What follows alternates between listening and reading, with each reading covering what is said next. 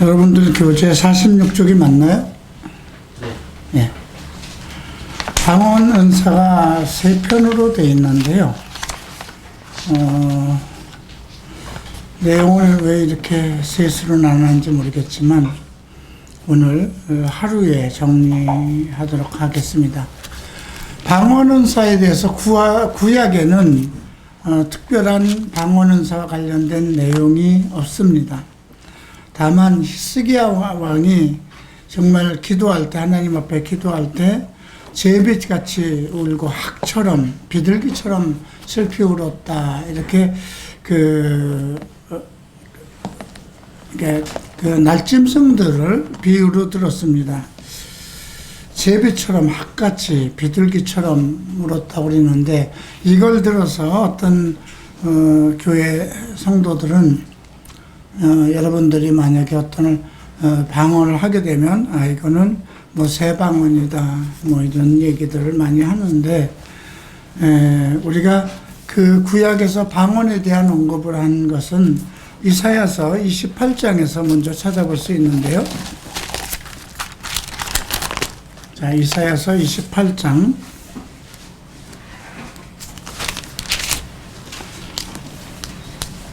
자, 11절 말씀 함께 읽겠습니다.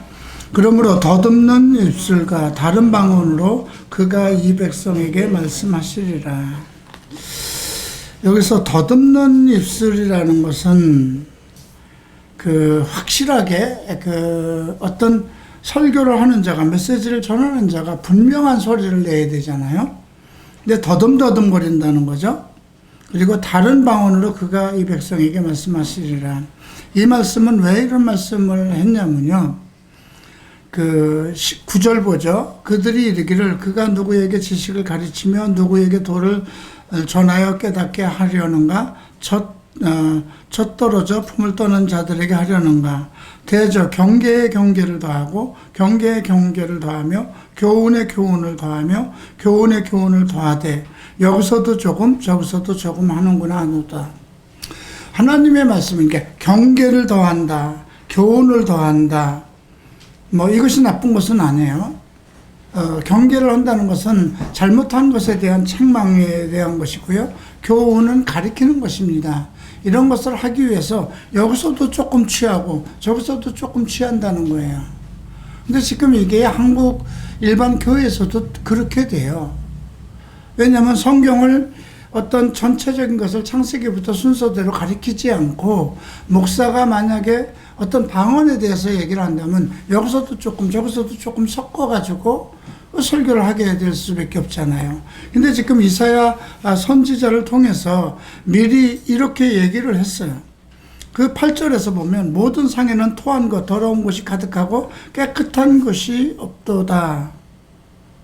예. 또 7절 보세요. 그리하여도 그들이 포도주로 말미암아 옆걸음치며 독주를 말미암아 비틀거리며 제사장과 선지자로 독주로 말미암아 옆걸음치며 포도주에 빠지며 독주로 말미암아 비틀거리며 환상을 잘못 풀어 재판할 때 실수하나니. 여기서 보면 제사장들과 선지자들이거든요. 하나님의 말씀을 맡은 자들이에요. 그냥 하나님께서 이 구약에도 주실 때 율법부터 주신 게 아니잖아요. 창세기부터 주신 거예요. 그리고 율법은 모세의 시대에 창세기부터, 그러니까 아브라함으로부터 400년 후의 사건이거든요. 이스라엘 백성이 애굽에 종살이 할 때 거기서 이제 나와서 가나안 땅으로 들어오는 그 내용이 아브라함으로부터 4대 후니까 400년 후의 일이에요. 그러니까 성경은 어디부터 시작해야 되냐면 창세기부터 시작돼야 되는 거거든요.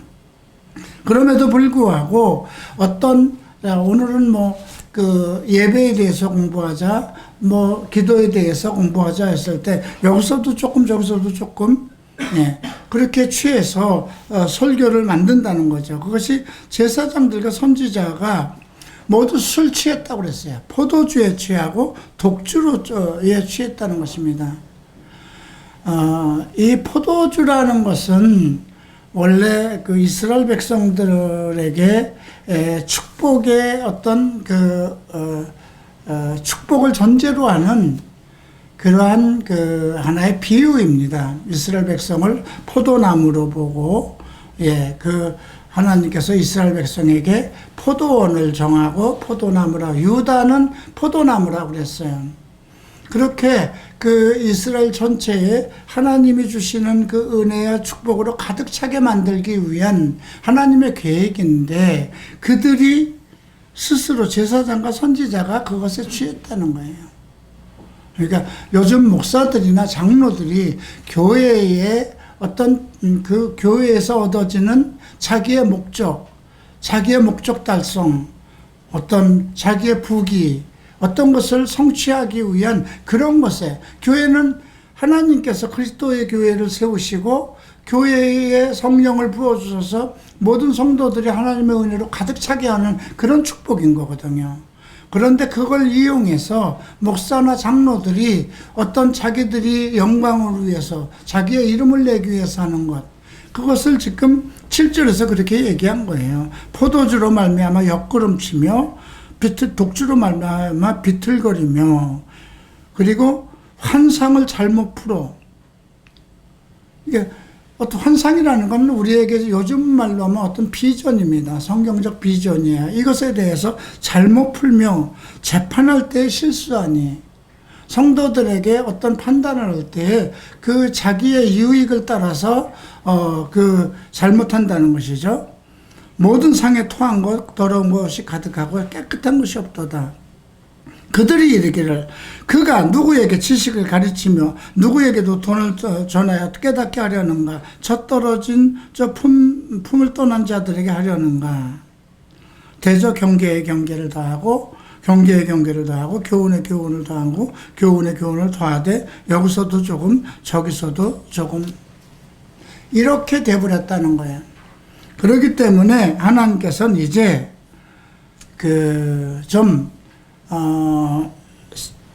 다른 방언으로 그가 이제 백성에게 말하겠다.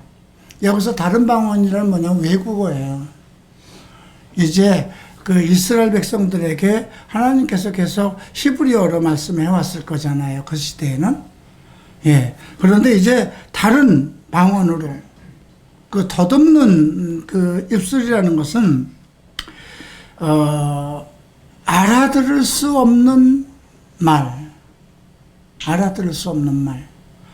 이스라엘 백성들에게는 알아들을 수 없는 말과, 그러니까 지금 우리가 그 마가복음 4장 같은데 씨 뿌리는 비유를 말씀하셨어요. 그죠?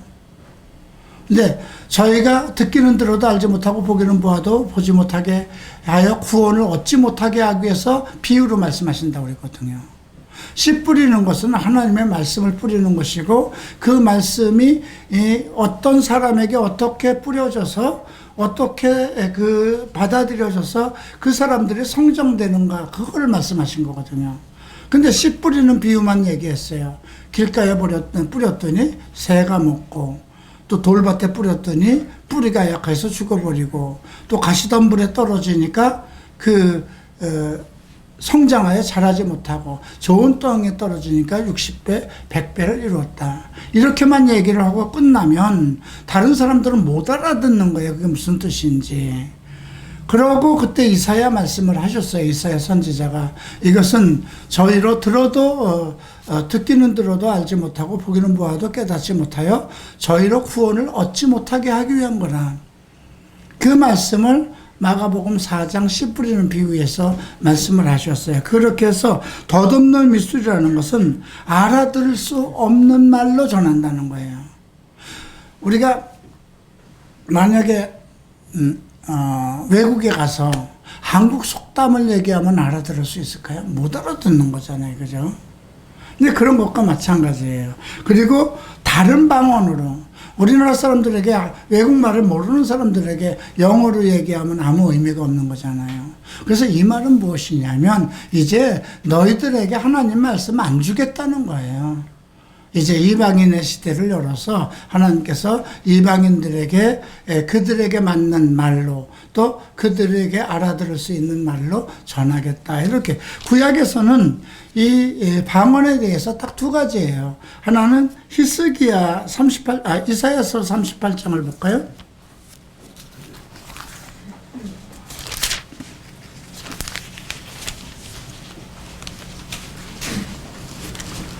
자, 14절 말씀. 자, 함께 읽읍시다. 나는 제비같이 학같이 지적이며 비둘기같이 슬피 울며 내 눈이 쇠하도록 앙망하나이다. 여호와여, 내가 압제를 받사오니 나의 중보가 되옵소서. 근데 이건 자기의 슬픔을 고하는 거였어요. 그죠? 제비같이 울고 학같이 지적이며 비둘기같이 슬피 울며, 이거는 애처롭게 자기가 자기의 처한 아픔에 대해서 하나님에게 아뢰는 것. 그래서 구약에는 요 정도로밖에 지금 방언에 대한 이야기가 언급된 부분이 없습니다. 그런데 우리가 신약에서 장차 아까 이사야서 28장 11절에 다른 생소한 입술과 다른 방언으로 얘기할 것이다. 그렇게 예언을 해둔 거죠. 이건 신약 시대에 가서 이제 하나님께서는 다른 나라 말로 하나님의 말씀을 전할 것. 그래서 헬라 시대에는 헬라어로 말씀을 우리에게 전한 것이죠. 자, 이것이 언제 성취됐을까요? 이 방언이 지금 오늘 이사야서 28장 11절이 생소한 입술과 다른 방언으로 말하리라. 이 예언이 언제 성취된 건가요? 언제 성취된 거예요? 예? 물론 신약이죠. 예수님 오신 후에. 그러나 성경에서 언급된 것이 있잖아요. 예수님 오셨을 때, 예수님 시대, 예수님 사복음서에서 방언 얘기한 거 없어요. 그죠? 예수님이 달리다곰이라든가 엘리엘리 라마 사막다니 이런 말씀을 한 것을 히브리어나 또 아람어나 이런 말로 하신 것이긴 하기 때문에, 물론 실질적으로 그런 것들이 하나의 방언이다 이렇게 생각할 수는 있어요. 그러나 일반 교회와 모든 성도들에게 이 말씀이 성취된 것은 언제예요? 사도행전 2장에서 성령 강림이에요. 그죠? 하나님께서 성령 강림의 오순절이죠. 그때 성령이 강림해서 우리 이제 성령 세례를 체험하는 사람들에게 이런 방언을 주셨던 것이죠.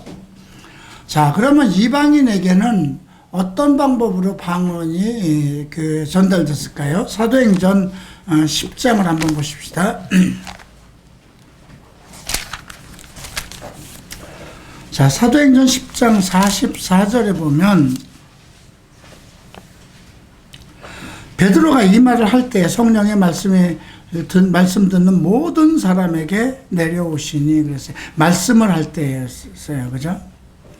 베드로와 함께 온 할례 받은 신자들이 이방인들에게도 성령 부어주심으로 말미암아 놀라니, 베드로와 함께 온 할례 받은 자들은 그들은 이미 성령 세례를 받은 자들이에요. 이는 방언을 말하며 하나님의 높음을 들었다라고 그랬어요. 고넬료의 초대를 받아서 간 거거든요. 하나님께서 베드로를 고넬료, 이탈리아 고넬료 백부장 집에 가서 그리스도의 복음을 전하게 하셨어요. 근데 원래 고넬료는 정말 경건한 사람이라 하나님을 섬기고 있었고, 그리고 그 집사람들에게 하나님의 말씀을, 하나님의 도를 열심히 가르치고 있었던 사람이에요. 그런데 성령이 이제 베드로를 통해서 너는 고넬료에 가서 그리스도의 복음을 전하라, 말씀을 전하라, 이렇게 말씀하셨죠. 그래서 우리가 베드로가 지붕 위에 가서 기도하려고 그랬을 때 공중에서 짐승이들은 보자기가 내려왔던 사건, 그 사건과 같이 연결된 것이거든요. 3번이나 내려오면서 나는 이런 것을 절대 먹을 수 없습니다. 왜? 유대인이니까. 어려서부터 그 속된 것은 먹지 않았던 거거든요. 그러니까 여러분들도 지금 어려서부터 먹지 않았던 음식 같은 거, 젓갈이라든가, 이런 것들 안 먹는 사람들 많이 있잖아요. 근데 유대인은 율법상으로 먹는 것과 먹지 못하는 것이 정해져 있었어요. 근데 먹지 못하는 새들과 짐승들을 보자기에 환상 중에 내려보냈어요. 먹으라 했을 때 나는 절대로 이렇게 깨끗하지 못한 거, 더러운 것은 먹지 못합니다. 그때 하나님께서 깨끗하게 하신 것을 더럽다 하지 말라. 이렇게 3번이나 하고 하늘로 보자기가 올라갔어요. 베드로는 그때까지만 해도 성령 세례를 받고 정말 많은 그 사람을 안증뱅이도 일으키고 죽은 사람도 살리고 그러한 그 능력이 있었음에도 불구하고 이방인에 대해서는 절대적인 뭐라고 할까요? 이렇게 좀 싫어하는, 배타적인 마음을 가지고 있었어요. 우리는 거룩한 하나님의 성민이요, 이방인들은 택함받지 못한 그러한 사람들이라, 그런 의식 속에 있었어요. 그래서 이방인 그 시대에 이제 고넬료 집안에 이방인이잖아요. 거길로 가서 복음을 전해야 되겠다 그러면 베드로가 아마 거절했을 수도 있는데, 베드로의 어떤 그런 고정관념을 깨기 위해서 그 보자기에 들어있는 그 환상을 3번이나 하셨다는 것입니다. 우리가 갈라디아서 보면 이제 베드로가 이제 안디옥 교회에 왔을 때에 이제 거기는 바울이 있었고요. 바나바와 같이 개척한 교회거든요. 근데 바나바가 베드로가 와 있었어요. 그래서 이제 같이 때가 돼서 밥을 먹고 있는데 유대에서 내려온 조금 이렇게 어떤 역량 있는 지도자들이 내려온 거예요. 그렇게 베드로가 자기가 이제 이방인들과 같이 식탁에서 밥을 먹다가 그들이 오니까 얼굴이 뻘쭘해가지고 일어서서 뒷걸음쳐서 나갔거든요. 근데 베드로만 그런 게 아니고 베드로가 그렇게 움직이는 걸 보고 바나바도 미혹됐다고 그랬어요. 그래서 그 자리에서 바울이 얘기하잖아요. 내가 하나님의 사람으로서 그런 일을 한다고 하고 내가 하나님의 말씀을 받은 자로서 그렇게 하는 것이 잘못해 아주 면책을 했다고 했어요. 얼굴을 대면한 그 자리에서 그의 잘못을 면책했죠. 이제 우리가 그러니까 그 당시만 해도 유대인들은 이방인들하고 이렇게 접촉하지 못하는 것이 아주 태어나면서부터 하나의 그들의 철학이 돼버렸던 거예요. 그래서 그런 고정관념을 깨기 위해서 하나님은 특별한 방법을 사용하셨던 것이죠. 그래서 이제 환상에서 끝나고 나서 집 안으로 들어오니까 고넬료에서 파송한 2사람의 하인이 있는 거예요. 나는 고넬료의 종입니다. 그런데 우리의 주인께서 당신을 모셔오라고 보냈습니다. 우리 주인이 기도 중에 하나님께서 지금 이곳에 있는 당신을 모셔오라고 그렇게 했기 때문에 우리는 왔습니다. 그때서야 베드로가 깜짝 놀라자 하나님께서 자기의 어떤 고정관념을 깨기 위해서 그런 환상을 보내주셨음을 알고, 그리고 이제 고넬료가 있는 고넬료 백부장의 집으로 갔어요.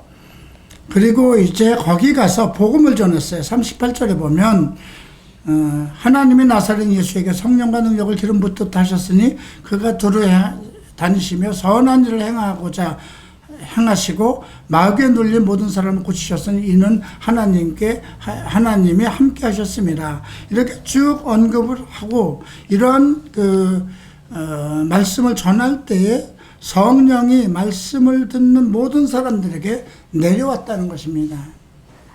참 나는 이것을 성경에 이렇게 성령이 내려왔다는 이야기가 많이 있어요. 사도행전 보면. 어떤 기분일까 싶어요. 어떤 상황일까. 사도행전 2장에서 보면 혀의 불 같은 것이 그냥 막 바람이 불고 혀의 불 같은 것이 갈라져서 각 사람 머리 위로 올라섰다고 그러거든요. 그러니까 성령이 그렇게 보였다는 겁니다. 눈으로 볼 수 있었다는 것이고 모든 사람이 체험할 수 있었다는 거예요. 자, 예수님한테 성령이 임할 때는 어떻게 임하셨다고 그랬어요? 성령이 비둘기처럼 임했다고 그랬죠. 근데 지금 여기서도 보면 성령의 말씀을 모든 사람들에게 내려오니 그랬어요. 영이거든요. 근데 어떻게 내려왔는지는 글쎄요. 그 형상은 모르겠어요. 그리고 이 방언을 말하며 하나님을 이는 방언을 말하며 하나님을 높이기 시작했다. 이방인들이 방언을 근데 그 방언이 모두 하나님을 높이는 방언이었어요. 자, 또 한 번 보십시다. 19장.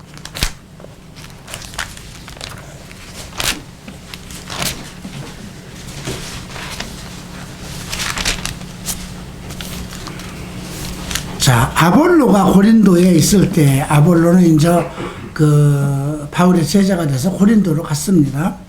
바울이 웃지방으로 다녀 에베소에 와서 어떤 제자를 만났어요. 여기 제자는 그리스도의 제자입니다. 자, 이르되 너희가 믿을 때에 성령을 받았느냐? 이르되 아니라 우리는 성령이 계심도 듣지 못했다. 근데 이들은 그리스도의 제자가 아니라 어쨌든 하나님의 제자라고 말씀을 공부하는 사람들이죠. 그런데 그들의 믿음의 상황을 보니까 좀 이상한 거예요. 그 베드로가 너희가 믿을 때 성령을 받았느니까 아니 우리는 성령이 있었는데 몰랐다. 어디까지만 알았을까요? 예. 그러면 너희가 무슨 세례를 받았느냐? 이 말은 뭐예요? 그리스도의 세례를 받았느냐? 세례 요한의 세례를 받았느냐? 이걸 물어보는 거죠. 그랬더니 예, 세례 요한이라고 그랬죠. 세례 요한은요 그리스도의 이름으로 세례를 준 것이 아니에요.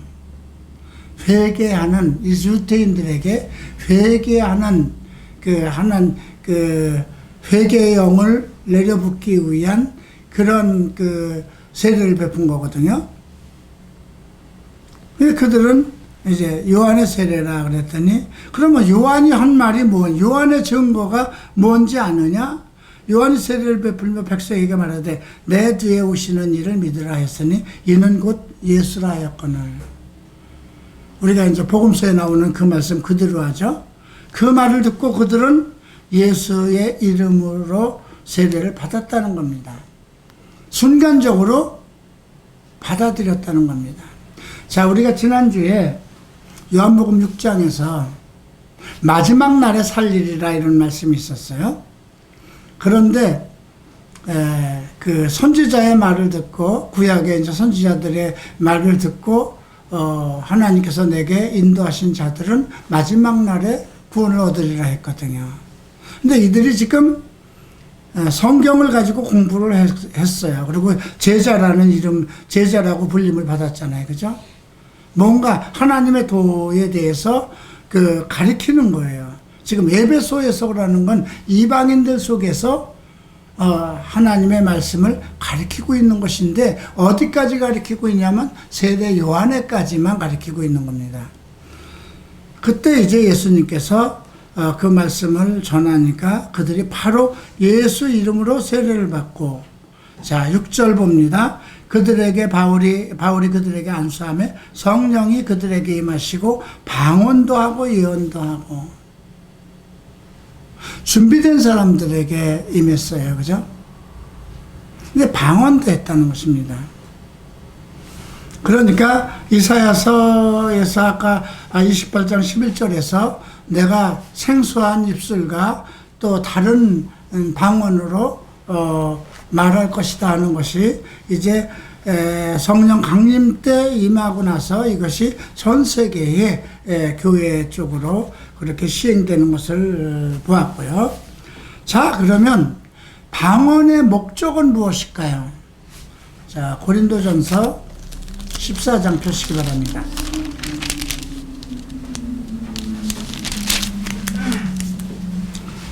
자, 14장 2절 함께 읽을까요? 방언을 말하는 자는 사람에게 하지 아니하고 하나님께 하나니 이는 알아듣는 자가 없고 영으로 비밀을 말합니다. 이것이 첫 번째예요. 네. 그러니까 잘 생각해 봐야 돼요. 방언을 말하는 자는 사람에게 하지 않는 거다. 그리고 하나님께 하는 거야. 하나님에게. 그런데 알아듣는 자가 없다는 거야. 그리고 영으로 비밀을 말하는 것이니까 하나님께서 어떤 사람에게 성령을 통해서 기도를 받으시는 거예요. 네. 그게 무슨 말을 하는지는 모르는 거예요. 방언으로 하니까. 그게 외국어 같으면 어떻게 됐어요?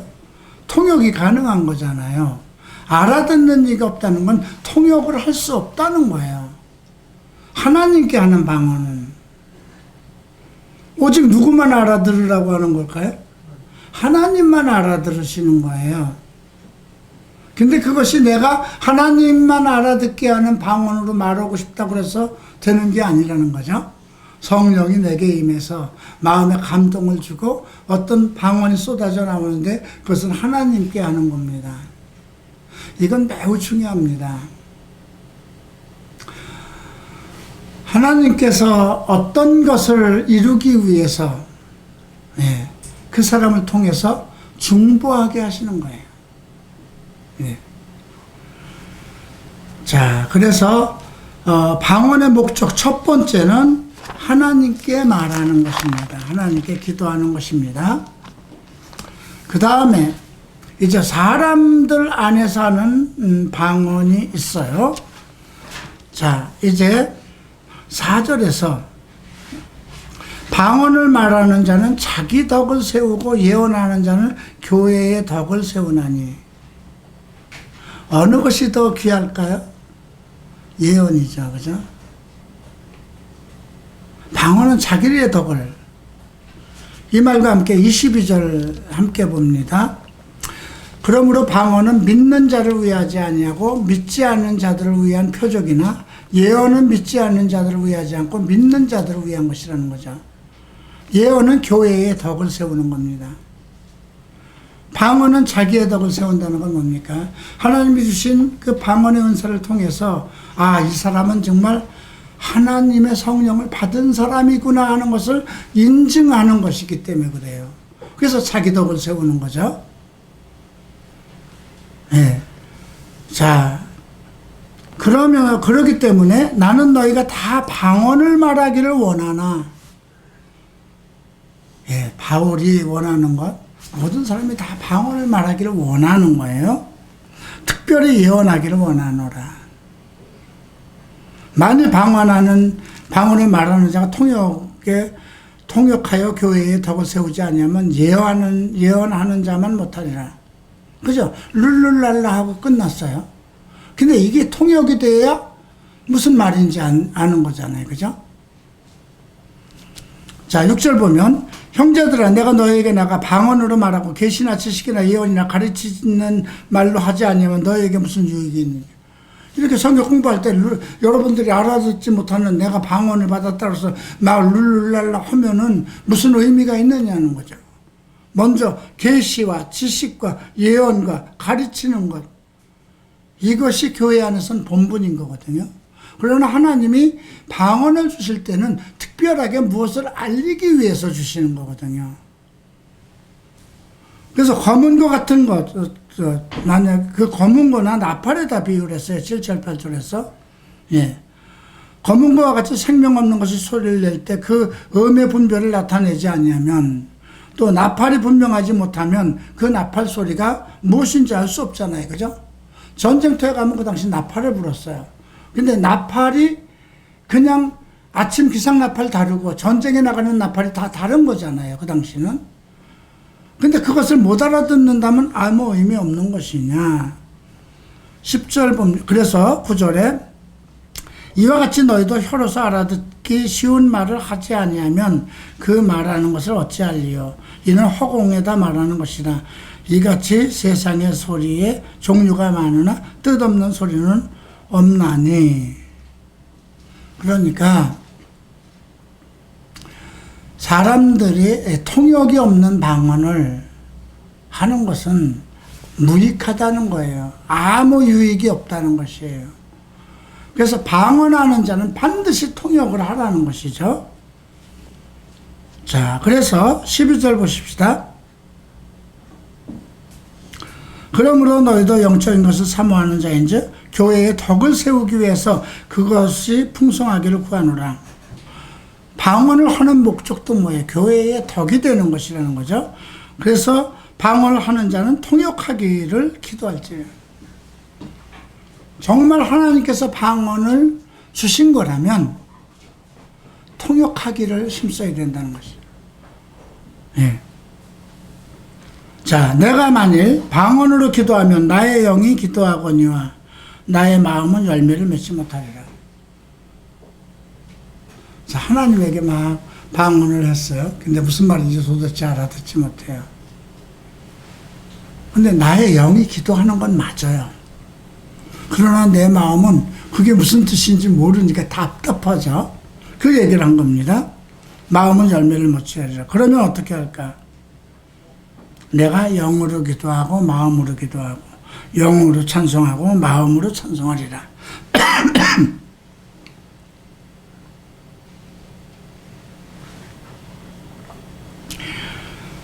이 두 가지 우리에게 방법을 가르쳐 주는 겁니다.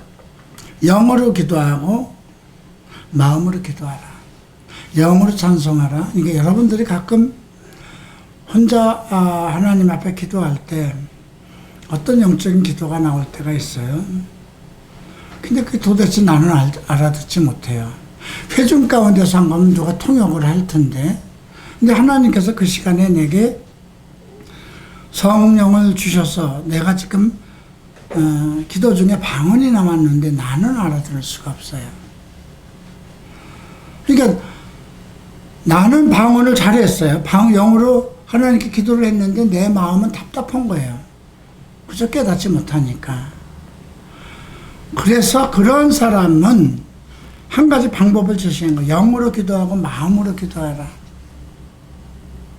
내 마음에 있는 기도가 방언으로 하나님께 상달될 수 있다는 것입니다. 내가 영으로 찬양하는 것이, 찬양하는 사람들이 그런 것들을 한 번씩 체험해 보는 게 좋습니다. 지금 이 세상에 없는 곡들이 내 입을 통해서 이렇게 확실한 어떤 곡이 없어도 흥얼거리며 나올 때가 있어요. 그것을 마음에서 나오는 거거든요, 사실. 예. 근데 그런 것들이 나오면, 만약에 찬송이 나오면, 그것은 반드시 음계로 만들어야 돼요. 그냥 없어져 버리면 끝나는 거잖아요, 그죠? 내가 갑자기 하나님께 찬송을 하고 싶었는데, 어떤, 우리 말이 아닌 어떤 영적인 걸로 그냥 어떤 그 음이 어떻게 됐든지 간에 정말 하나님 앞에 영적인 기도가 되었다고 하십니다. 그러면 그것을 다시 마음으로 찬송해 보라는 거죠. 마음으로 찬송할 때는 그 마음에서 어떤 뜻을 만들어 나가야 돼요. 그죠? 이게 자기 혼자서 하나님에게 방언할 때는 그 방언을 영으로 기도하고 마음으로 기도해라. 그러면 마음으로 기도하는 도중에 내가 하나님께 올린 그 기도가 무엇인지 알 수 있다는 것이고요. 내가 영으로 노래하고 마음으로 노래하라는, 찬양하라는 것은 내가 어떤 영적인 하나님께서 찬양을 영적으로 하게 하셨는데 그것을 마음으로 해서 그것을 하나의 하나님을 찬송하는 걸로 만들어내라는 뜻입니다. 그렇지 아니하면 16절에 이런 말이 있어요. 내가 영어로 축복할 때 알지 못하는 처지에 있는 자가 내가 무슨 말을 하는지 알지 못하고 내 감사에 어찌 아멘하리요.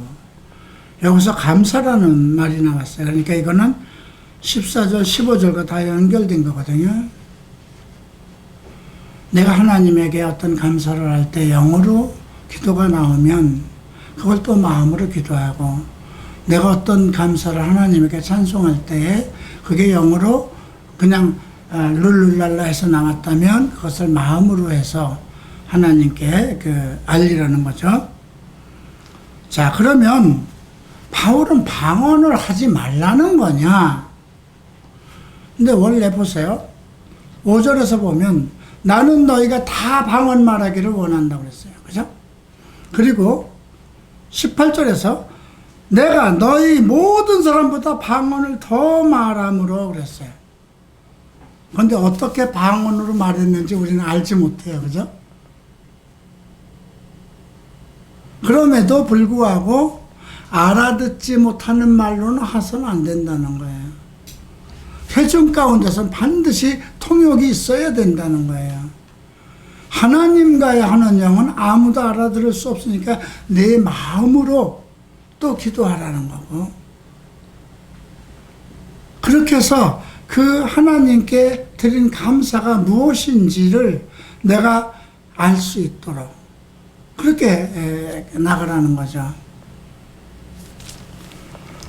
자, 이제 21절 보면 율법에 기록된 바 주께서 이르시기를 내가 다른 방언을 말하는 자와 다른 입술로 이 백성에게 말할지라. 이거 지금 어디에 있는 말씀이죠? 아까 이사야서에 있는 말씀이에요. 그죠? 이사야서 28절 11절을 인용한 겁니다. 다른 방언으로 말하는 자와 다른 입술로. 그게 바뀌었어요. 내가 생소한 입술과 다른 방언으로 말하리라. 그러므로 방언은 믿는 자들을 위하지 않고 믿지 아니하는 자들. 자, 저 사람이 하나님 앞에 저렇게 정말 우리가 알아들을 수 없는 기도를 하는구나. 예.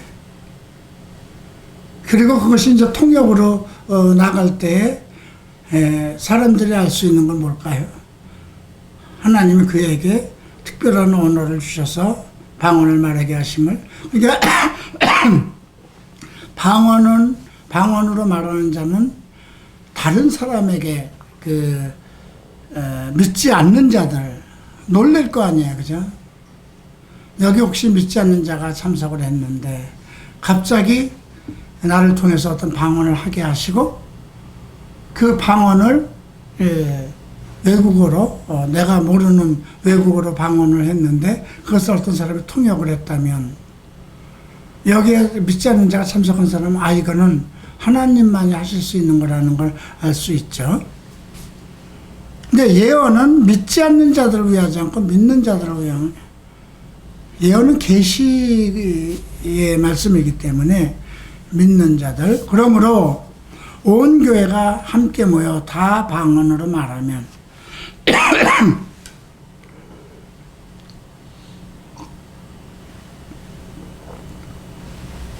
온 교회가 함께 모여 다 방언으로 말하면 알지 못하는 자들이나 믿지 않는 자들이 들어와서 너희를 미쳤다 하지 않겠느냐. 그렇잖아요. 사실 그런 일이 종종 교회에 있어요. 금요철야, 지금도 그러는지 모르겠어요.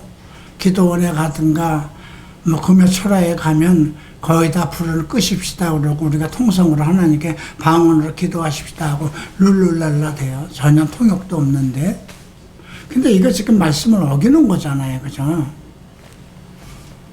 믿지 않는 자들이 와서 보면 저 사람들 미친 사람들 아니겠느냐 이렇게 말하지 않겠느냐. 그러나 예언을 하면은 믿지 않는 자들이나 알지 못하는 자들이 다 들어와서 모든 사람에게 책망을 들으며 모든 사람에게 판단을 받고 그 마음에 숨은 것들을 드러나게 되므로 도리어 하나님께 경배하며 하나님이 참으로 너희 가운데 계신다 전파하리라. 네. 그래서 바울은 지금 다 모든 사람이 방언하기를 왜 원할까요? 영적 체험의 시발점이기 때문에 그래요. 성령 세례를 받았다는 시발점이 지금 사도행전에서 그렇게 다 시작됐어요. 그죠? 성령 강림할 때 방언을 했고요. 예. 잘 생각해 봐야 돼요. 다 방언을 말하기로. 그리고 바울도 나는 모든 사람보다도 더 방언을 말했다는 거죠. 그의 기도는 거의 다 방언이었을 거예요. 그 마음에 있는 기도가 방언으로 쏟아질 수 있죠. 근데 이런 체험을 여러분들이 한번 해보셔야 돼요. 가끔 이제 새벽에 아침 일찍 일어나서 하나님께 기도할 일본에서 변화를 받은 후에 금식을 하고 기도 생활을 할 때 보면 그 마음에 있는 기도들이 막 이렇게 나오죠. 그런데 나중에는 그 내가 무슨 말을 했는지 알지 못하는 그 상황에서 이제 이런 게 있어요. 말이라는 것은 이렇게 딱딱딱딱 단어가 연결된 거잖아요. 그죠? 방언은 그렇지가 않아요. 외국어 방언이라는 건 우리가 한국말로 했을 때 영어로 번역을 한다, 통역을 한다든가 할 때는 똑같이 단어가 그 원칙에 따라서 번역이 되는 통역이 되는 거예요. 근데 하나님께 하는 것은 그냥 내 한마디가 하나님을 찬양합니다. 우리가 하나님 당신은 정말 위대하신 왕입니다. 대단하신 분입니다. 능력 있는 분입니다. 뭐 여러 가지 말로 하나님께 찬양하고 나에게 주신 은혜에 감사하고 했을 때 그것이 똑같이 우리말처럼 그렇게 단어로 되는 것이 아니라 어떤 한마디로서 하나님에게 이렇게 터져나갈 때가 있다는 것이죠. 그러니까 하나님만이 알아들으실 수 있도록 그런 우리와 같은 이렇게 쭉 이어지는 그런 것이 아니고 그 마음속에서 하는 그 기도가 특별한 나도 모르는 언어로 하나님에게 애통하는 기도로가 이렇게 나갈 때가 있어요. 이제 그런 것들을 여러분들이 좀 체험을 해보셨으면 좋겠어요. 자, 근데 중요한 것은 26절에 있습니다. 그런즉 형제들아 어찌할까 너희가 모일 때에 이렇게 모일 때에요. 찬송시도 있으며 시편을 얘기하는 것이고요. 가르치는 말씀도 있으며 성경 말씀을 가르치는 거죠. 계시도 있으며 예언이죠. 장래에 대한 방언도 있으며 통역함도 있나니 모든 것은 덕을 세우기 위한 것이다. 이 모든 은사는 전부 교회의 덕이 되기 위해서. 그죠? 그래서 누가 방언을 말하거든 두 사람이나 많아야 세 사람이 차례를 따라서 한 사람이 통역할 것이야. 이게 교회에서 방언을 할 때 한두 사람이 말하고, 그죠? 한 사람은 통역하라는 거죠.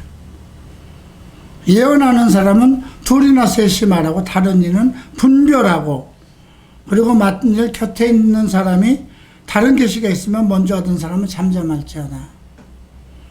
가끔 전에 이제 기도원 같은 데 가면 막 뭐 방언이 터졌는데 나는 절제가 안 된다. 교회 안에서도 그런 사람 많았어요. 하나님께서 그냥 막 성령을 주시면 막 절제가 안 됩니다. 그냥 금요 철학 때도 보면 그냥 설교가 다 됐는데도 혼자서 일어서서 룰랄래 절제가 안 된다고요. 근데 이건 그러면 성경이 잘못된 거잖아요. 그죠? 예. 방언을 말하는 사람이 둘이나 셋이나 얘기하고, 그죠? 통역이 없으면 하지 말라는 것이고요. 예언을 하는 자는 둘이나 셋이 말하고 다른 이들을 분변하고, 누가 방언을 하면 두세 사람이나 많아야 세 사람이라고 그랬어요. 두 사람이나 많아야 세 사람이 차례를 따라서 하라는. 근데 전체가 다 일어나서 룰을 알려다면 이건 미친 짓이나 마찬가지잖아요. 그죠? 하나님께서 바울을 통해서 이런 말씀을 주셨다면 우리가 함께 모여서 기도하고 뭐 가르치는 것도 있고 찬송도 얘기하고 계시도 있고 방언도 있고 통역도 있는데 누가 방언을 그 회중 속에서 하려고 그러면 그 사람이 하든가 또 다른 사람이 하든가 많아야 3명이라는 거예요. 그죠? 예. 그리고 한 사람이 통역해요. 통역은 이 사람이 했는데 이 사람이 했다가 이 사람이 또 방언하면 또 딴 사람이나 통역. 그렇게 하면 안 된다는 거예요. 통역하는 사람은 한 사람이래야 된다.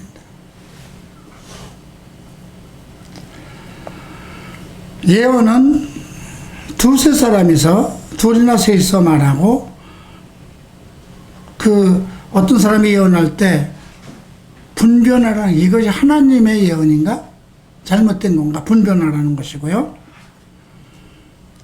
그리고 다른 이에게 계시가 또 있으면 먼저 하던 사람 중단하라는 거예요. 왜 그럴까요? 질서의 하나님이기 때문에. 그래서 32절에 보면, 31절에 너희는 다 모든 사람으로 배우게 하고 모든 사람으로 권면을 받게 하기 위하여 하나씩 하나씩 예언할 수 있다. 하나씩 하나씩. 예언하는 자들은 예언하는 자들의 영은 예언하는 자들에게 제재를 받는다. 그죠? 그러니까 예언하는 자는 예언하는 자에게 제재를 받는다는 것은 그 예언이 잘못 흐르지 않게 하는 하나님의 어떤 제동장치일 수도 있어요. 그죠? 그리고 하나님은 무질서의 하나님이 아니에요. 오직 화평의 하나님이라. 모든 성도가 교회에 함과 같이. 예. 자, 이 말씀을 통해서 봤을 때 바울은 지금 14장에서 특별히 방언과 예언에 대해서 규례를 얘기하고 있는 거예요. 왜냐하면 교회 안에서 방언과 예언과 통역이 가장 무질서하게 나타나고 있기 때문에 그러거든요. 그래서 이런 규례를 둔 겁니다. 그렇다고 해서 방언을 하지 말라는 게 아니에요.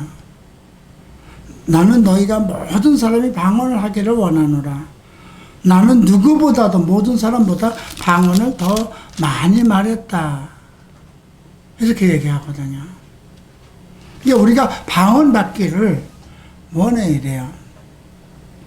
그리고 영으로 기도하고 마음으로 기도하고 영으로 노래하고 마음으로 기도하고, 그것이 방언을 얻기 위한 하나님에게 방언을 얻기 위한 어떤 준비일 수도 있어요.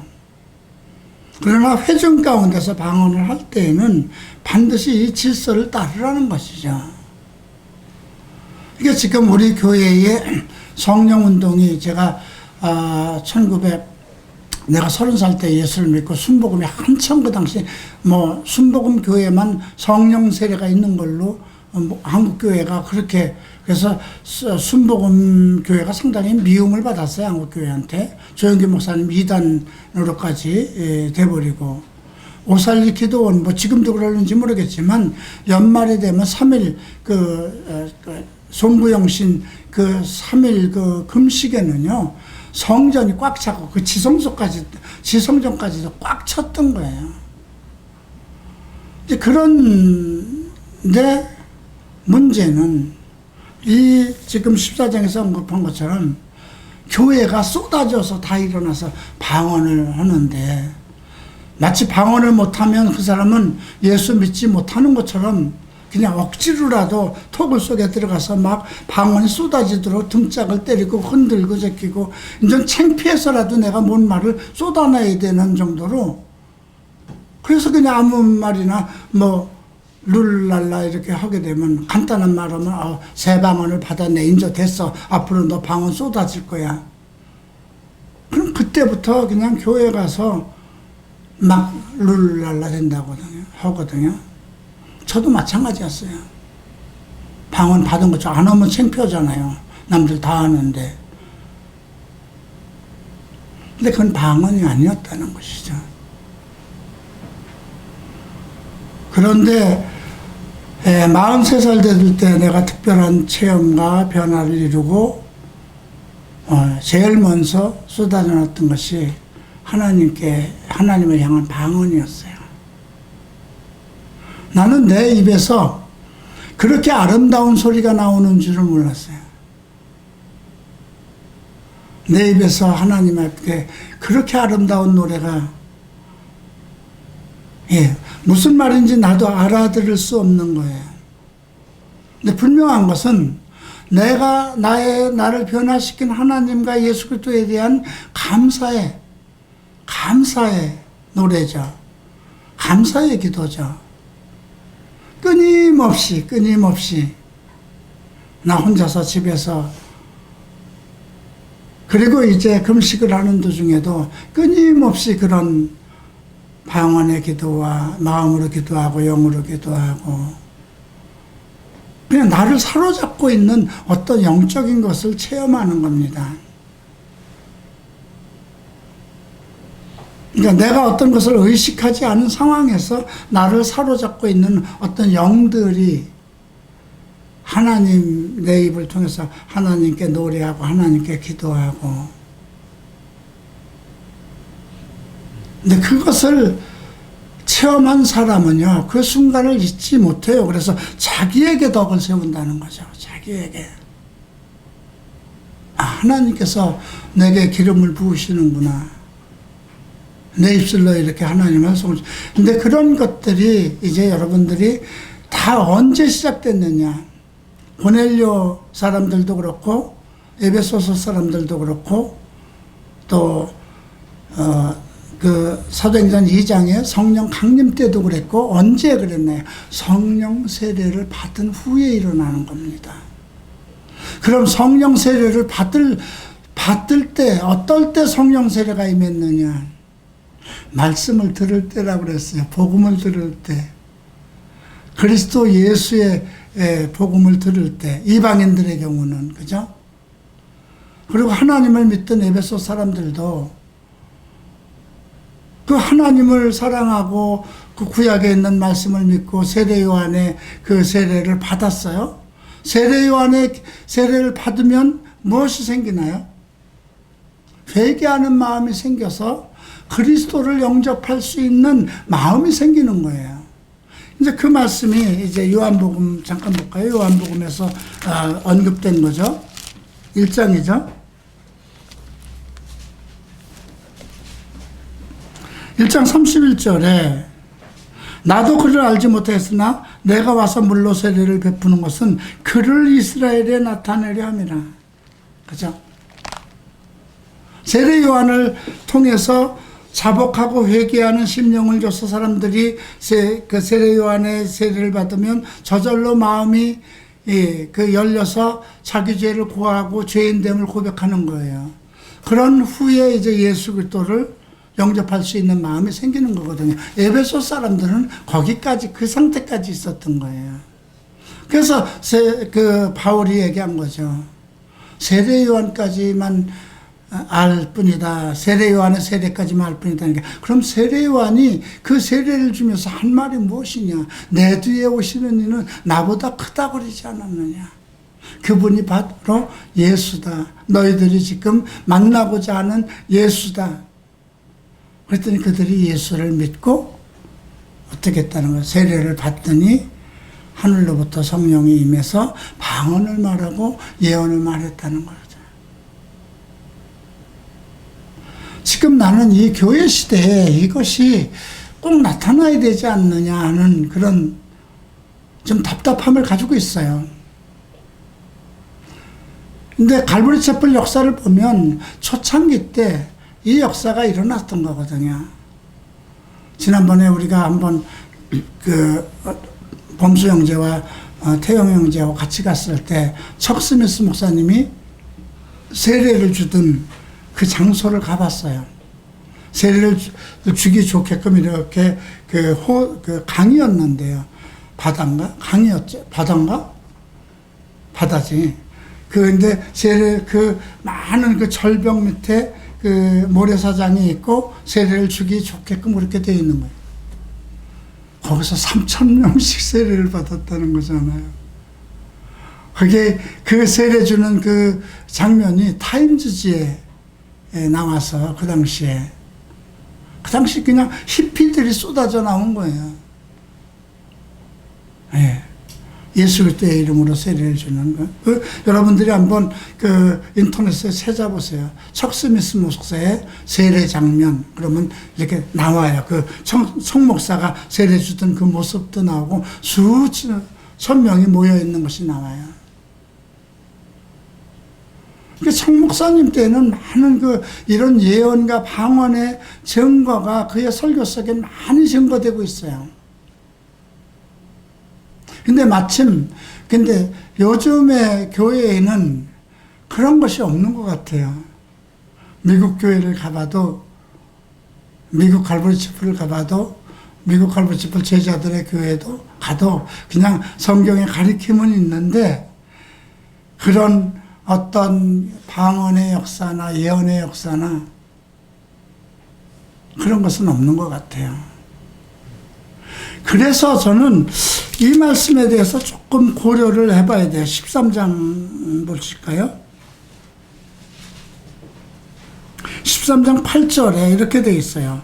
사랑은 언제까지나 떨어지지 아니하되 예언도 패하고 방언도 그치고 지식도 패하리라.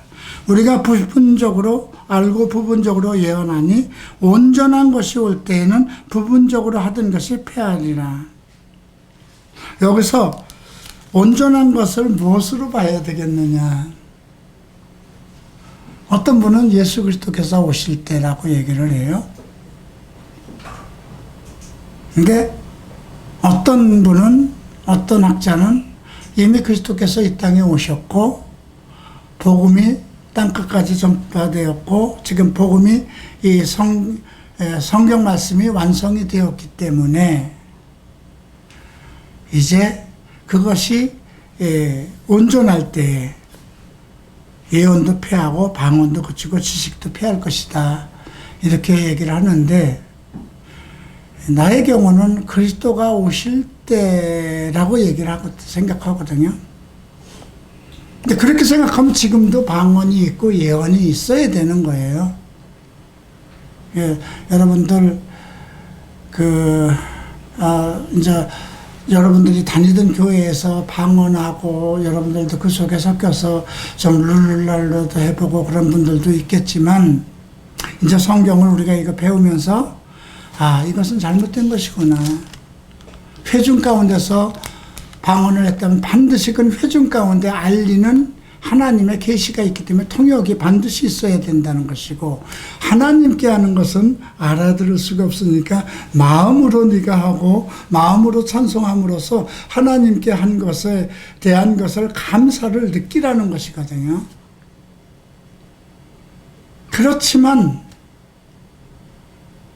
그렇다면 이제 내가 온전한 하늘로부터 오는 방언을 체험해보고 싶구나 하는 그런 소망은 가져야 돼요.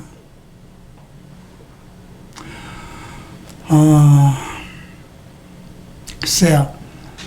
제가 어쩌다 이제 되게 참 사람이 좀 간사해서 편안할 때는 기도가 안 나오죠.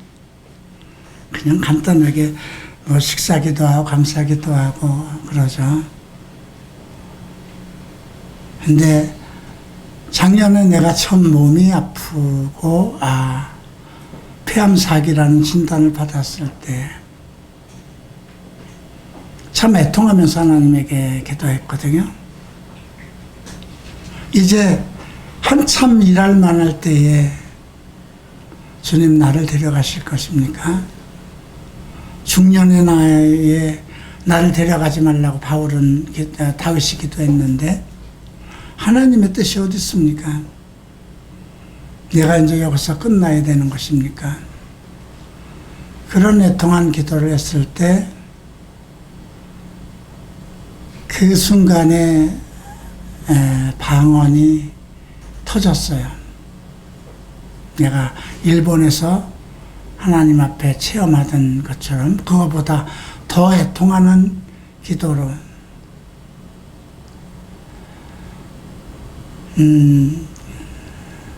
그런 일이 있었고요. 근데 요즘에 이제 오늘 이 말씀을 보니까 방언 기도가 멈춰서는 안 될 것 같은 그런 생각이 들었어요. 오늘 14장에서 보면 18절에서 내가 너희 모든 사람보다 방언을 더 말함으로 하나님께 감사하노라.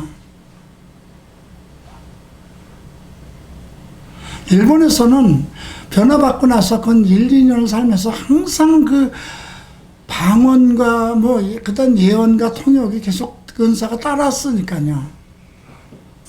순복음에서는 나에 대해서 좀 안 좋게 봤죠. 목사들이 자꾸 거리를 두죠. 내 앞으로 사람들이 모이는 것을 싫어하고. 그래서 이제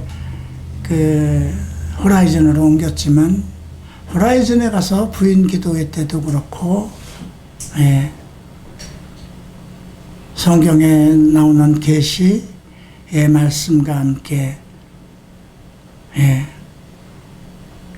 근데 한국에 나와서 이것이 또 끊어졌어요. 한참 아침 새벽에 일어나서 아침 일찍 일어나서 기도할 때 내 영으로 기도하고 마음으로 기도하고 하는 것은 남아있는데 하나님을 향해서 정말 어떤 방언을 하고 이런 것이 멈춰졌어요. 근데 최근에 와서 아니구나. 내게 주신 은사가 멈춰서는 안 되겠구나. 그런 생각을 들었어요. 그래서 조금 더 정말 내 영으로 하나님께 진심으로 기도하고 내게 주셨던 그 방언의 은사가 다시 회복되기를 기도해야 되겠구나 그런 생각을 가지고 기도하기 시작합니다. 여러분들도 방언을 한다는 것이 부끄러운 자는 아닙니다. 또 내가 하는 방언이 진짜냐 아니냐 그것도 따져볼 것도 없습니다. 방언을 말하기를 힘쓰라 바울이 했으니까 방언으로 기도하고 싶은 마음을 가지고 마음으로 기도하고 영으로 기도하는 그런 훈련을 가지세요. 예, 그리고 이제 우리도 어떤 기도 모임이나 이런 걸 통해서 척스미스 목사님은 이제 어떤 집회 가끔 캠프 같은 데 가서 기도 모임을 가졌을 때 그런 특별한 은사들이 많이 나타났던 것 같아요. 갑자기 어떤 자매가 일어나서 프랑스 말로 하고 또 자기 딸이 일어나서 그 프랑스 말을 통역하고 하는 그런 일들. 그런데 거기에 자기 손주를 데리고 캠프에 데리고 온 그 유대인 할머니가 있었던 거죠. 근데 그 목적은 그 부인이 프랑스에서 난 유대인이었어요. 그래서 깜짝 놀라서 그 방언을 말하는 것이 이 자리에 지금 한 여인이 와 있는데 오늘 이 사람을 하나님께서 받으실 것이다. 이 사람에게 이 여인에게 하나님의 특별한 은혜를 비춰서 예수 그리스도를 믿게 하실 것이라는 그런 방언이었거든요. 근데 다른 사람은 못 알아듣는데 그 방언을 한 사람이 아직 술집 같은 데서 이러던 그 가수였어요. 근데 프랑스어를 전혀 모르는 사람이에요. 그리고 척스미스 목사님의 딸은 학교에서 프랑스어를 배웠지만 그렇게 통역할 수 있는 정도는 아니었어요.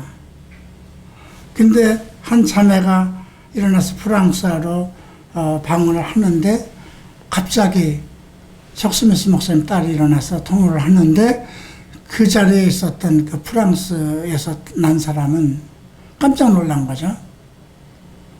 자기에 관한 얘기를 하는 것 같은데 그래서 이 사람들이 둘이 다 프랑스 사람들이냐?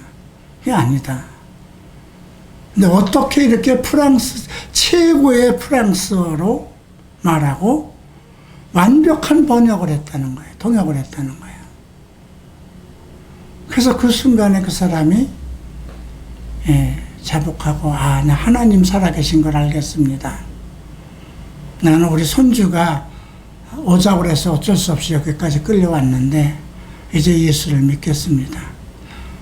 그래서 그 여인으로 인해서 유대인들이 그분이 또 유대인들의 어떤 회장 역할을 했던 분인가 봐요. 그래서 갈보리 채플의 총목사 때는 엄청난 많은 유대인들이 들어온 거예요. 그 유대인들이 예수를 믿고 그 유대인들은 엄청난 재산을 가지고 있잖아요. 갈보리 채플이 생각해 보세요. 히피들이 모여서 된 교회인데 무슨 돈이 있어요.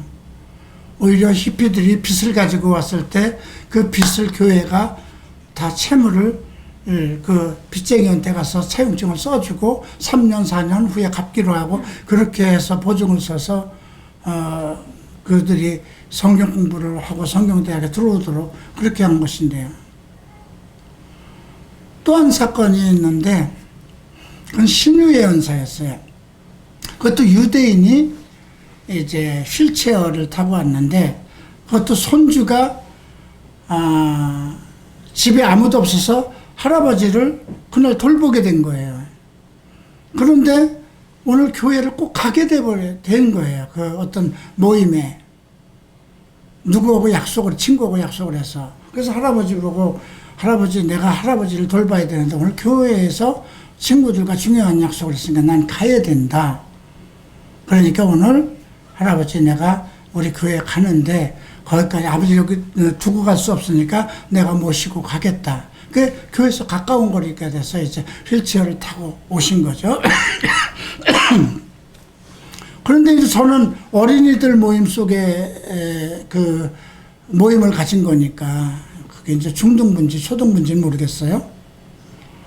할아버지 오늘 여기 척스미스 목사님 교회 담임 목사님 어떤 그 기도 모임이 있는데 거기 그냥 심심해도 거기 좀 앉아 계세요.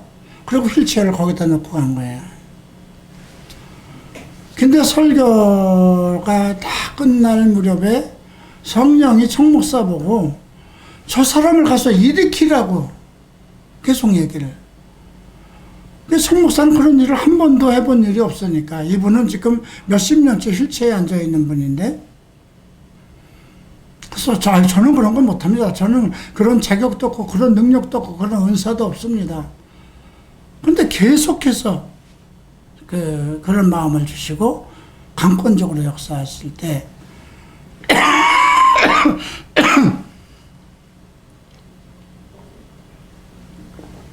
청 목사님이 그때 이제 그러면 이건 내 책임이 아닙니다. 못 일어서도 하나님의 책임입니다.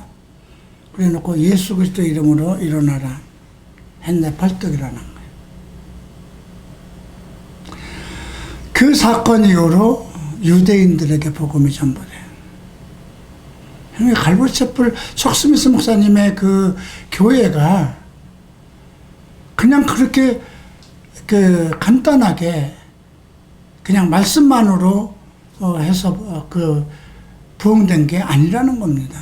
초기에 엄청난 성령의 은사를 쏟아부었다는 것입니다. 그러면서 청 목사님은 그 성령의 은사가 부어지기 시작하면서 잘못되면 어떻게 될까요? 교회가 이상한 쪽으로 가잖아요. 그래서 성경대학을 만들고 성경 가르치는 데 더 힘을 썼는데 그때 나타난 게 뭐냐면 비냐드였어요. 존 인보라는 무슨 쇼 매니저먼트를 하던 사람인가? 그분이 목사가 됐어요. 근데 지방교회에서 목사가 돼서 청 목사하고 또 아는 사이가 돼서 한 50명 정도가 청 목사님 교회로 회장 하나를 빌려서 갈보리채플로 들어온 거예요.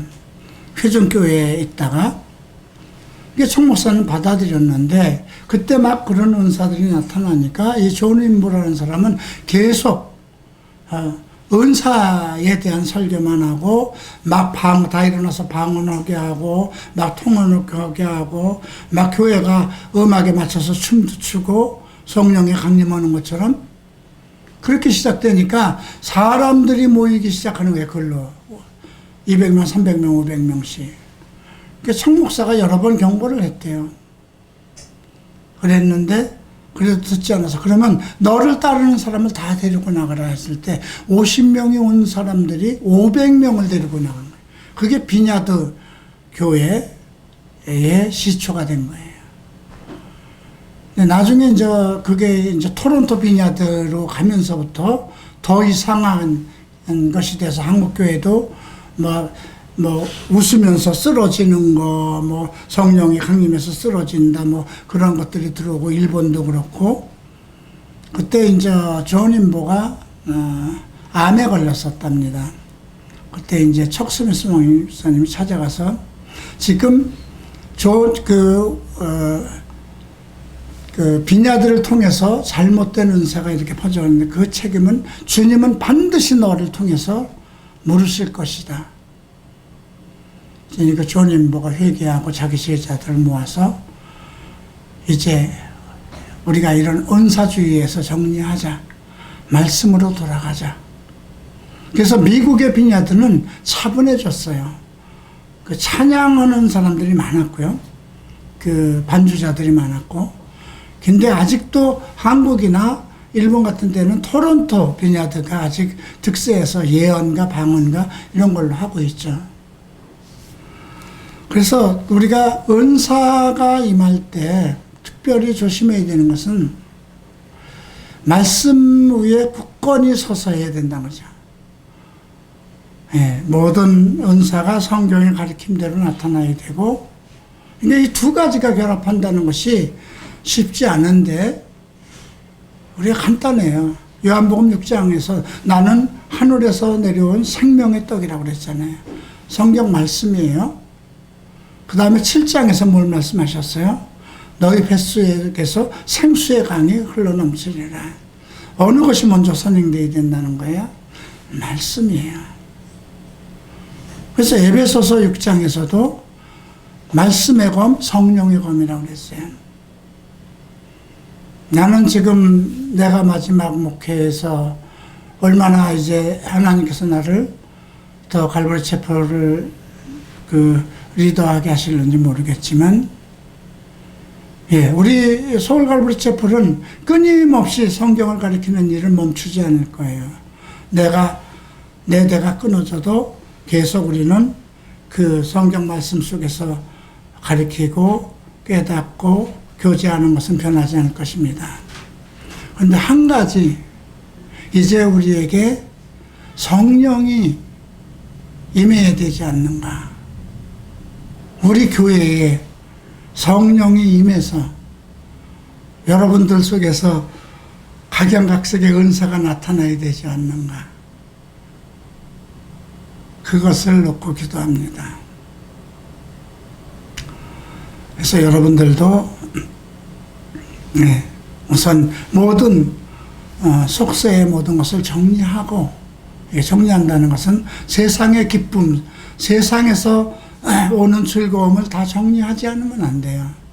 오직 하나님의 말씀 안에서 기뻐하고 주의 성령 안에서 기뻐하고 찬송하고, 그런 속에서 이제 성령이 역사하시지 않을까 싶어요. 제 경우를 봐도.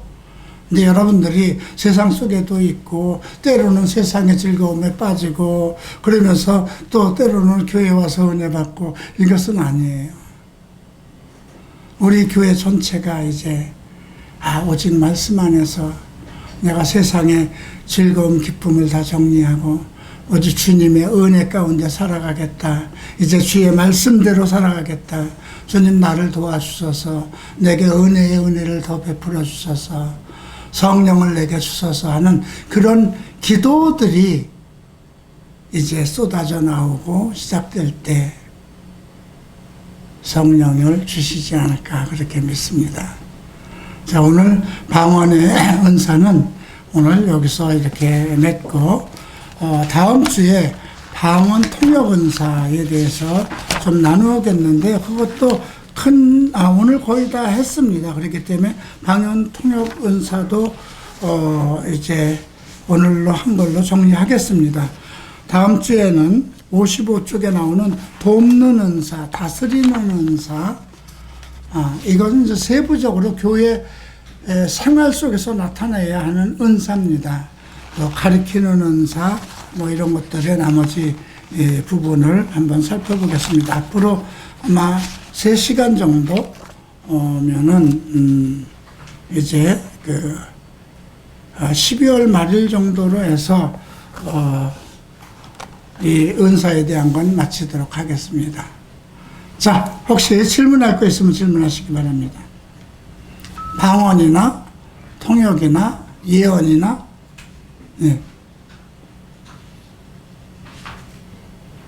혹시 여러분 중에서 방언을 경험해 본 사람 있어요? 있을 것 같은데 없나? 예. 그러니까 방언의 은사가 한국교회에서는 잘못하면 부끄러워지는 것 같은 그렇게 됐어요. 아니에요. 하늘로부터 오는 첫 번째 체험이에요. 그 체험이 있기 때문에 자기에게 덕이 되고 믿음에서 벗어날 수가 없는 거예요. 예. 그래서 더욱더 하나님에게 방언으로 하고, 예. 예언이 있으면 예언을 하고, 예. 그렇게 되시기를 바랍니다. 기도합니다. 사랑하는 주님, 우리가 고린도전서를 통해서 방언의 은사, 예언의 은사, 통역의 은사를 살펴봤습니다. 이 모든 것이 하늘로부터 오는 것인데 교회의 덕을 세우기 위해서, 성도들에게 덕을 세우기 위해서 주신 하나님의 선물입니다.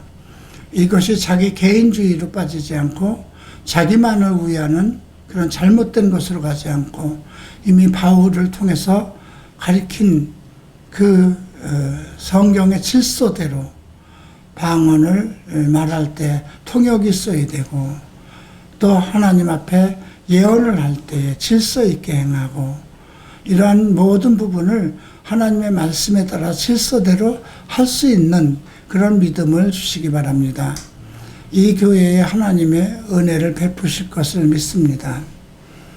아직 완전한 사람이 되지는 않았지만 하나님께서 오직 예수만을 향하고 성령을 덧입기를 원하는 주의 백성들에게 은혜를 더할 것을 간구합니다. 이 교회에 필요한 은사들을 모두 체험하게 하여 주시옵소서. 감사하며 예수 그리스도 이름으로 기도합니다. 아멘.